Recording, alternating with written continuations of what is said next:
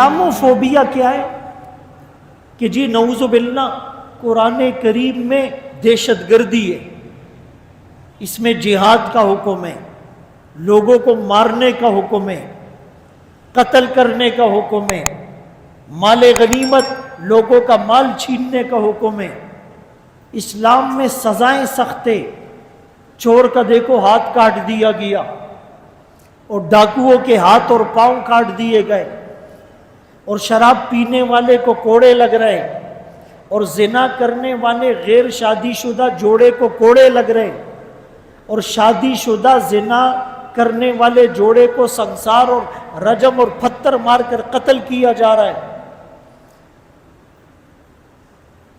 یہ پروپیگنڈا وہ کرتے ہیں، اسی لیے نعوذ باللہ قرآن کو جلاتے، اور نیوزی لینڈ میں وہ کرائسٹ چرچ میں جمعے کی نماز کے دوران ایک جنونی نے فائرنگ کر کے 50 سے زائد مسلمانوں کو شہید کیا۔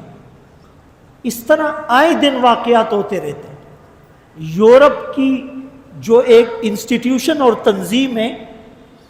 جو ریز انسٹیٹیوشن نسلی فسادات کے معاملات کو دیکھتی ہے، تو ان کی رپورٹ کے مطابق 9/11 کے بعد اسلاموفوبیا، اسلام کے خلاف پروپیگنڈا زور پکڑ گیا، اور کبھی حجاب پر پابندی لگا کر حجاب اتارے جا رہے ہیں، کبھی داڑھی کا مذاق اڑا کر داڑیاں کاٹی جا رہی ہیں، کبھی امامے کا مذاق اڑا کر امامے اتارے جا رہے ہیں، کبھی مسجدوں کو دہشت گردی کے مراکز قرار دیا جا رہا ہے،